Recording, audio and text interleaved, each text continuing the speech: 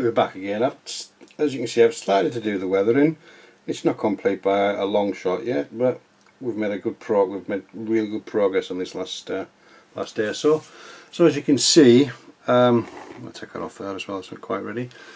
I've did some rust onto the, when I've done the hairspray technique and chipping and scratches. As you can see, I've got some rust streaks coming from down. Let me just try and bring it up to there. You can probably see it better there. Along the, and also, sorry, and I'll put the decals on with these are stencil decals again, which I really do like. I must admit, I really do like. There's not much markings on this tank, so I'll just put the German cross on each side, and a bit of scratch building there on the rear. I'm at a parcel shelf type thing, and there's as you can see, we've got jerry cans in there, a couple of helmets, and a roll of wire. That needs to be finished and weathered yet. That's quite ready yet. The crane's just placed on there at the moment. I've all the cabling to do for that.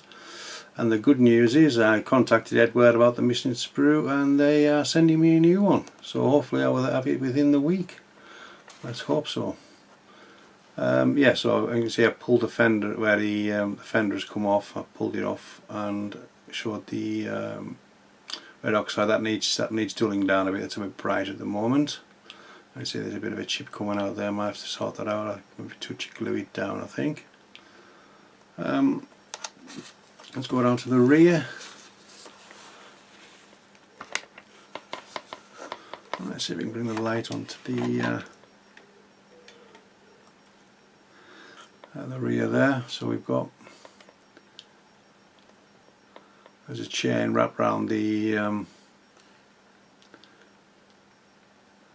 exhaust covers, and there are all the few holes and things in there, and there's the black soot, well, the black pigment just around the edges of it, and the Zimmerit again needs another grey coat of grey wash just to bring it out again. As I say, there's no tools on there yet, there's no jack box, there's no jack, they have to be done yet.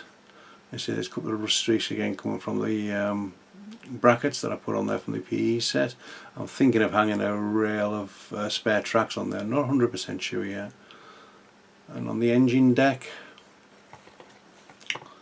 we have, there's a bit of fuel spills, more wear and tear on there.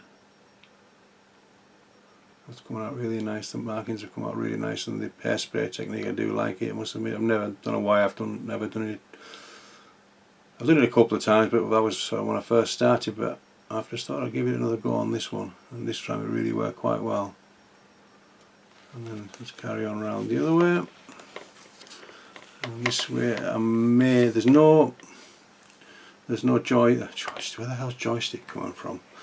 There's no toe cable in this kit. Luckily I had one, but the end is broken off, unfortunately, and I'm going to have to try and do something about that.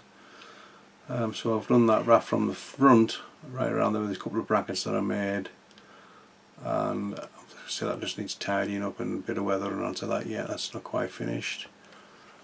Bring it onto the front. So the same with the primer there, the red oxide primer, that needs dulling down again. Where are we at? Yeah, see the bit's a bit too bright yet, so it needs dulling down. And then we come to the business end of it.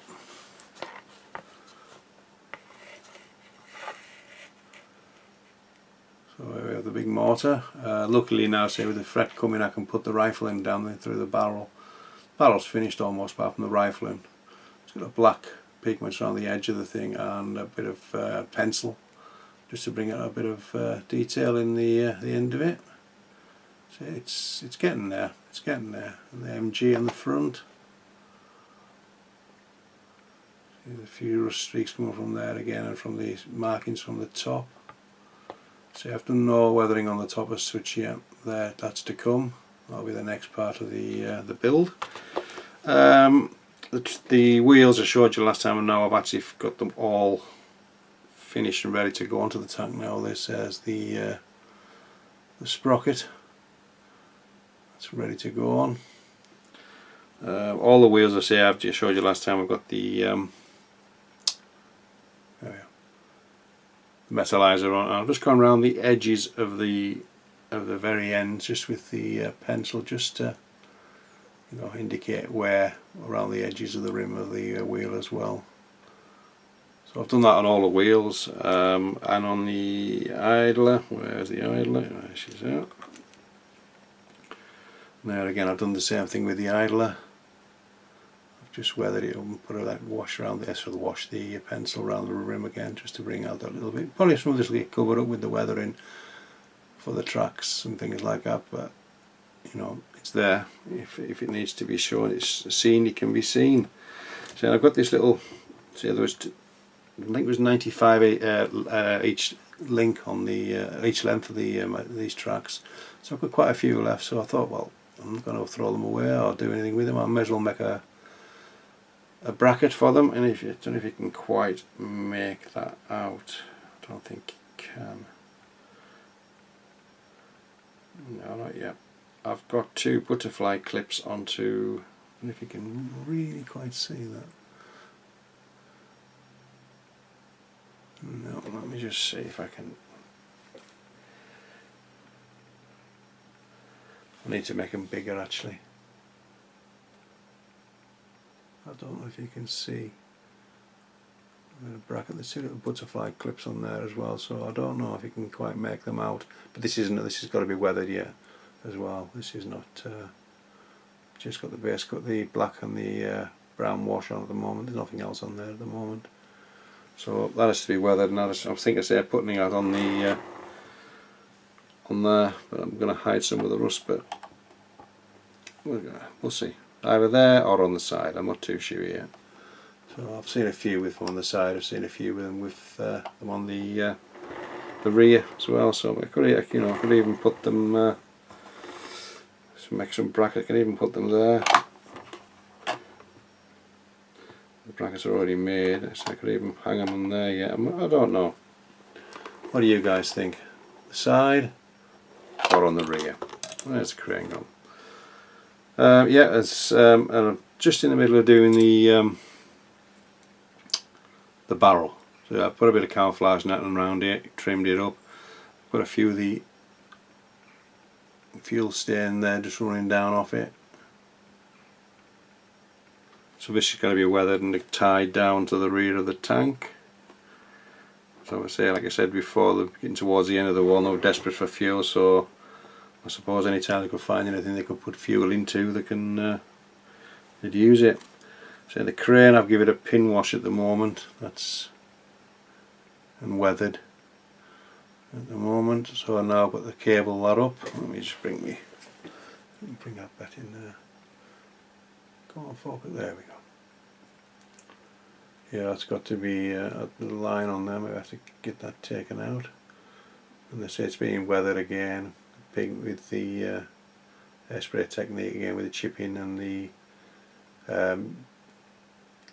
wash for the dark vehicles or yellow vehicles, and a bit of pencil mark around the edges again. So, but that's got to have the